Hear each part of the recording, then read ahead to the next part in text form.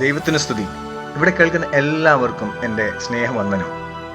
ഇന്ന് നാം ചിന്തിക്കാൻ പോകുന്നത് ബൈബിളിലെ ഏറ്റവും മനോഹരമായ സങ്കീർത്തനങ്ങളൊന്നായ 1-ാം സങ്കീർത്തനെ കുറിച്ചാണ്. ജീവിതത്തിൽ നമ്മൾ ഏതു വഴിയാണ് തിരഞ്ഞെടുക്കുന്നത്? നമ്മുടെ സന്തോഷത്തിൻ്റെ ഉറവിടം എന്താണ്? ഈ ചോദ്യങ്ങൾക്കുള്ള മറുപടി ഈ സങ്കീർത്തനം നമുക്ക് നൽകുന്നുണ്ട്. ദുഷ്ടന്മാരുടെ ആലോചനയിൽ നടക്കാതെയും പാപികളുടെ വഴിയിൽ നിൽക്കാതെയും പരിഹാസികളുടെ ഇരിപ്പിടത്തിൽ ഇരിക്കാതെയും യഹോവയുടെ ന്യായപ്രമാണത്തിൽ പ്രസാദിച്ച് അവൻ്റെ ന്യായപ്രമാണത്തെ രാപ്പകൽ ധ്യാനിക്കുന്ന മനുഷ്യൻ ഭാഗ്യവാൻ.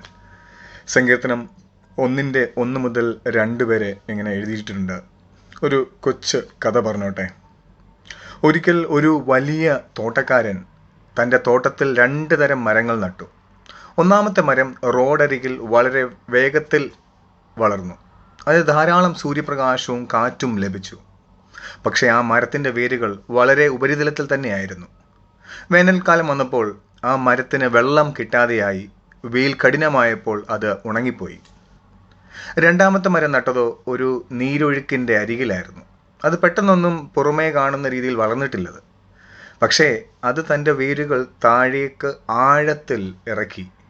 അത് നീരൊഴുക്കിൽ നിന്ന് നിരന്തരം വെള്ളം വലിച്ചെടുത്തു.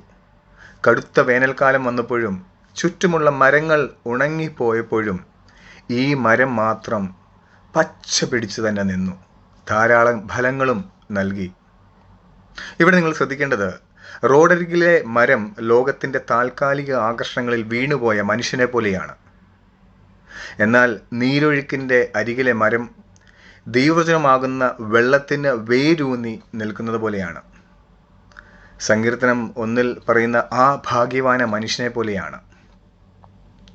പ്രിയപ്പെട്ടവരെ, 1-ാം സങ്കീർത്തനം നമുക്ക് 2 വഴികൾ കാണിച്ചു തരുന്നുണ്ട്. നാം ആരുമായി കൂട്ടുകൂടുന്നു? നമ്മുടെ ചിന്തകൾ എന്താണ്? നമ്മുടെ സമയം എന്തിനു വേണ്ടി ചിലവാക്കുന്നു? പാപത്തിൻ്റെ വഴികളിൽ നിന്ന് വിട്ടുനിൽക്കുക എന്നതാണ് അനുഗ്രഹത്തിലേക്കുള്ള ആദ്യ പടി. കർത്താവിൻ്റെ വചനത്തെ രാപ്പകൽ ധ്യാനിക്കുന്നു എന്ന് പറഞ്ഞാൽ എന്ത് ചെയ്യുമ്പോഴും ദൈവത്തിൻ്റെ ഇഷ്ടം എന്താണെന്ന് അറിയുക, അല്ലെ ചോദിക്കുക എന്നതാണ്.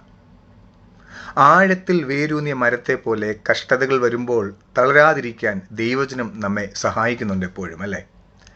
വചനത്തിൽ നിലനിൽക്കുന്നവൻ കായ്ഫലം തരുന്നു.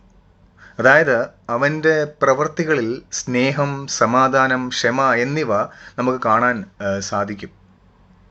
നമുക്ക് ഒരു തീരുമാനമെടുക്കുക. ഇന്ന് ഈ ലോകത്തിൻ്റെ താൽക്കാലികമായ ആകർഷങ്ങൾക്ക് പുറകെ പോകാതെ ദൈവവചനമാകുന്ന നീരൊഴുക്കിനരികിൽ നമ്മുടെ വേരുകൾ ഇറക്കി ജീവിക്കാൻ നമുക്ക് ശ്രമിക്കാം. അങ്ങനെ ചെയ്താൽ നാം ചെയ്യുന്ന കാര്യങ്ങളെല്ലാം ദൈവം വിജയം നൽകും.